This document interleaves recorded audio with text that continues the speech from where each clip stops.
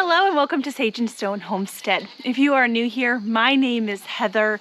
This video is a really important one. It addresses a question that I have gotten several times and I've answered before in different Q&As. There's been something that's been brought to my attention recently, something that I really wasn't aware was as bad as it is, and that is that a lot of information that you can find out there about this lifestyle, about homesteading, sometimes doesn't come from a reliable source. In the past couple of years, AI technology has really started to take over, and technology isn't always smart.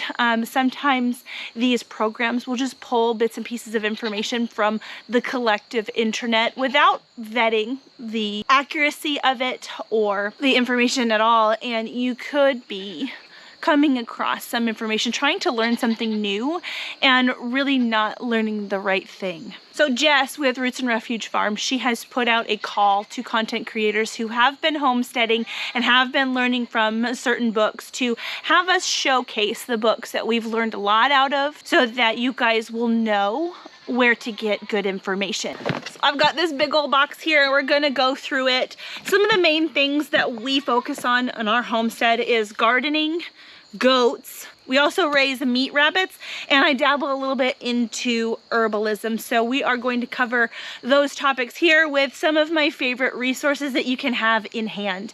And I think that these types of resources are very important to have. You can save all the websites you want. They can absolutely change. Some websites can just get totally wiped out. Having books in hand is very valuable because nothing's going to happen to them. So I think where we will start is some of my favorite goat resources. We have Holistic Goat Care by Giancis Caldwell. I have gained so much confidence and so much really good information from this book. It's not necessarily all holistic information. There's definitely information in there that is good for anybody who keeps goats, whether you keep them holistically or not. See right here, we've got information on how to run your own fecal at home. Some of the pages that I have benefited the most out of have to do with kidding. You can see here, you can see all the different possibilities, or at least a lot of the possibilities of kidding presentation and how to untangle them.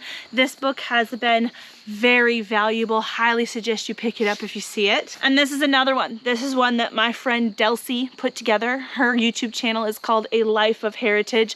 This goat binder has been invaluable. It's got really useful flow charts like this. So at a glance, what temperature should my goat be at? What should I be looking for as far as their respiratory rate, their ruminating? It goes over all kinds of simple everyday tasks like how to trim hooves. If your goat gets sick, there's flow charts in here that have you kind of narrowing down what could possibly be wrong. There's medication lists in here that have extra label usage information as well as medications that are traditionally used for goats. And Delci has made updates to this binder. She has companion booklets like the parasite booklet, which I forgot to bring out here, but it's also a really great resource. So if you are thinking about getting a dairy goat or you have dairy goats, both of these books have been my right hand. I have loved them. I guess we'll kind of stay on the same track with animals. So we also do raise meat animals here and we do hunt. I got these two books that I have used a whole lot. This one is The Basic Butchery of Livestock and Game. The first time we processed a deer on our farm, we had this book open. We had the deer strung up in our barn and we were following this book step by step, and you know what? It got us through it. This book goes over all kinds of different sources of meat and how to correctly dispatch them, how to butcher them. See here, they've got a pig and a scalder. The pictures are really helpful. They go over some less common meats like rabbit, like squirrel, and then look, it even teaches you how to build your own smoker. Really useful. There are some recipes in the back as well, which is always super helpful. Sometimes it's easy to put the food away and it's less easy to figure out how to cook it.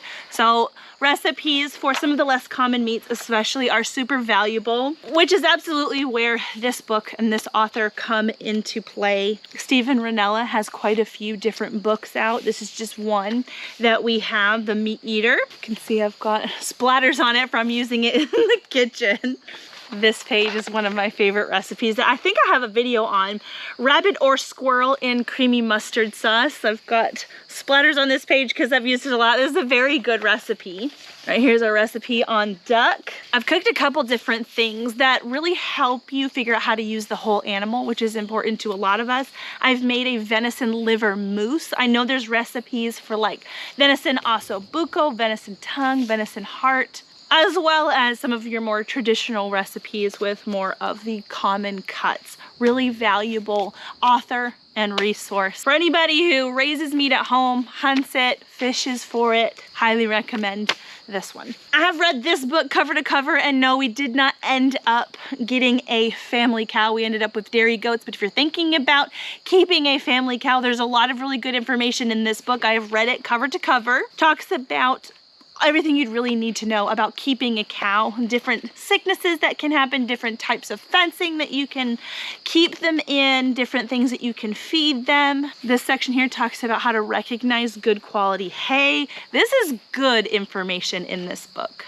So as far as gardening goes, I have a couple books that I have read cover to cover as well. And this book we all know and love. If you don't know it, please get it. This is a really good beginner's guide to gardening by Jessica Sauer. It's from Roots and Refuge. This book has a lot of really great encouragements. Jessica in this book talks about her experiences as a beginning gardener, and she gives you a lot of great tips for things like companion planting, when to plant, how to plant, when to harvest, how to harvest seeds, the differences between hybrids, heirlooms, GMOs. It's really complete. When I bought this book, I was not a beginning gardener, and there were still things that I was able to glean from it. But I'd say, especially for beginning gardeners, this is a great book. Other great books for beginning and experienced gardeners alike. We'll start with this one. This is a square foot gardening book. This is one of the first books that I got when I started gardening. It explains the premise behind the square foot gardening method, which we use in our raised bed garden here. It's got a lot of really great charts. When is the best time to plant it? How many weeks until you get to harvest it? You can even go plant by plant in the back of the book and get all kinds of information on different plants, when to plant them, how far to space them, as well as how to build a raised bed with the square foot gardening in mind. Building an irrigation system, this is a really good one. These are definitely two of my favorites. I have seen them recommended lots, and for good reason. Carrots Love Tomatoes and Roses Love Garlic. These are books on companion planting and interplanting and different things that you can plant near other things to help increase the benefits that each plant can give each other. This book has water damage. Very likely I left this in the garden and put the sprinkler on it. Look, I've got my highlighted sections here. Let's read one of my highlights here. Look at it all. It says, okay, celery. Celery grows well with leeks, tomatoes, cauliflower, and cabbage, while bush beans and celery seem to give mutual assistance. One gardener believes that celery is particularly benefited if grown in a circle, so that the lacy, loosely interwoven roots may make a more desirable home for earthworms and soil microbes. Really good book. So not only will you learn in this book what plants like to be grown next to each other and what plants don't, you'll also learn different gardening techniques, different harvesting techniques, pest control by using different plants in the garden. This is a wonderful resource, and this book is essentially like a 2.0. But this book here focuses a little bit more on flowers and companion planting with flowers and some of the herbal uses for flowers and flowering plants. The back of this one says, there is a curious relationship between flowers and vegetables. Friends grow well close together. Enemies should be planted at opposite ends of the garden. It says you'll also learn that garlic fights black spot, the worst enemy of the rose. Pepper juice protects plants from viruses. Hot pepper plants discourage insects. Marigolds drive away nematodes, and some flowers attract insects and some flowers repel them. So of course, when you have a homestead and you are procuring a lot of this food from your land or from the farmer's market, it's good to know how to use it. And when you are growing your own food or you are sourcing it sustainably, I mean, pretty much no matter how you source your food, food is very important, and it's important not to waste it with bad recipes, which can happen. So I've got a couple different books here. Some of this is on food preservation and some of these are recipes. It's all pretty well related, but this one I actually got off of Roots and Refuge's website, The Farm Girl's Guide to Preserving the Harvest. This is a really good all-inclusive preservation book. It goes over the basics of things like fermenting, canning. Oh, it says it on the front. How to can, freeze, dehydrate, and ferment your garden's goodness. And I think there's even more than that. There's a small section on freeze drying, I think, and goes over how to use your pressure canner, different tips and tricks, and different recipes. Really great beginner's guide to all things food preservation. I love this one for sourdough. I've made a lot of different recipes out of this book. They've all been successful and very delicious. Artisan Sourdough Made Simple, a beginner's guide to delicious handcrafted bread with minimal kneading. Look at how messed up this page is. This has been one of my favorite recipes out of this book. I actually did take a video on walking through this whole recipe, the Country Farmhouse white bread. I love it when books get messed up. Like, it's sad, but it's kind of like a coffee table or a kitchen table with all kinds of nicks and scuffs. You can tell it's been well used, and there's something really dreamy about that. I actually lost this book in my collection. It was buried. Somehow I'm really glad I was able to unearth it. This is a really great book on fermenting. There's a ton of different recipes. We've got basics like sauerkraut. There's actually tons of different types of sauerkraut it has here. I have made the curried sauerkraut with raisins. That was super yummy. So not only can you learn how to ferment tons of different types of vegetables, and I just saw seafood, but you can also learn how to ferment fermented drinks like sour tonic, kvass, kombucha, and water kefir. I don't know if milk kefir is in here. Let me see. No, they don't have milk kefir in here, but I have a video on that as well. So this book is one that I really want to showcase. This book is written by some of the Amish in Pennsylvania, and it covers a lot of their recipes that have been handed down for a really long time, for canning and for freezing. And there's some recipes in here for making different types of cheese. You can see this one has stains on it as well. It's a sign of a very loved book in my house. We've got this big table here for how to freeze certain vegetables. There's a lot of very valuable real recipes in here, but then they've thrown in these little Easter eggs, which I love. This one is for elephant stew. Here are the ingredients. 1 elephant, some brown gravy, salt and pepper to taste, and 2 rabbits. Cut the elephant into bite-sized pieces. This will take about 4 months. Cook over kerosene at 525 degrees until tender, about 5 months. Add salt and pepper to taste. Cover with the brown gravy. This will serve 3,827 people. If more are expected, add 2 rabbits. Do this only if absolutely necessary, as most people do not like hair in their stew. Tip: this cans very well. So it's not all jokes and fun stuff, but there's a lot of those in here, and they're little gems, and I really like this book. So this is one that you're not necessarily going to be able to Google and just find. So this book, I can get it here locally.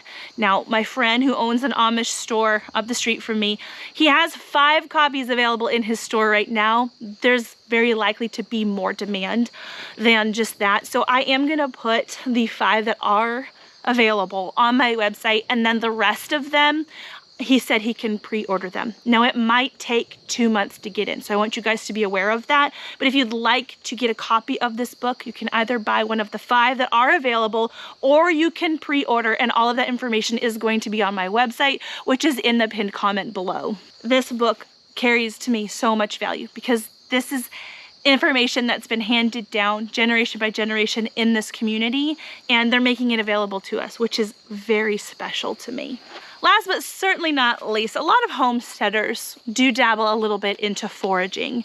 And I had asked my friend Kaylee over at the Homestead what was one of her most favorite foraging books. And she recommended to me the Peterson Field Guide to Medicinal Plants and Herbs. The Peterson Field Guides are very good guides for basically anything. I can remember growing up, my dad had many different Peterson Field Guides in our house. Funny thing about this book that I noticed is all of the plants, they're not put in any kind of alphabetical order because you might not know what you're looking at, but it's categorized by the color of the flower. See down here, yellow flower. So you could look, you could like, okay, the plant that I'm looking at has a yellow flower, and you can scan through and try to figure out exactly what you're looking at. That is so smart, because of course, if you don't know what you're looking at, how can you begin to look it up? That's a really great starting point, the flower color. It's cool, huh? So none of these books are designed to replace your doctor or replace your pediatrician, but they offer a lot of really great herbal and home remedies that can help supplement those types of professionals. We have the Backyard Pharmacy, which is another book on herbalism. A couple things that it says on the back, just some little tidbits. It says calendula is really helpful for wounds and varicose veins. Dandelion is a valuable aid in regulating your blood sugar levels. Plantain can take the place of comfrey in wound healing. In the back of this one, Be Your Own Doctor offers practical information on how to deal with colds, flus, and fevers, remineralizing your teeth and healing abscesses, resolving colic and making your own baby care supplies, understanding hormones that are going haywire. There's a lot more than just that. There's even a second book, and this one says, Be Your Own Doctor Book 2 is an overflow of information that was not included in the first book. It is full of practical, common sense information written in a way that will help you remember what to do when you have an emergency. And then this one, again, it's not replacing the professional, it's supplementary to your professionals. It says, discover how to cope with and speed the healing of many illnesses, treat fungal infections and bowel problems successfully, deal with ADD and allergies, asthma and bedwetting, recognize and understand childhood diseases using full color photos, and discover how to ease the symptoms. Very valuable, very good information that's been passed down in this community for a really long time. These ones are probably going to be a little bit easier to find than the canning book that I described to you. I'm not sure if this writer is Amish or not. I'm gonna guess that she's Mennonite because she's allowed her photo to be taken, and they do deal a little bit more with technology than the Amish community does, so they might actually monitor their websites and stuff. But if you'd like to order any of those 4 books, I'll leave this information here on the screen, because as far as I know, it's the only way that you're going to be able to get these.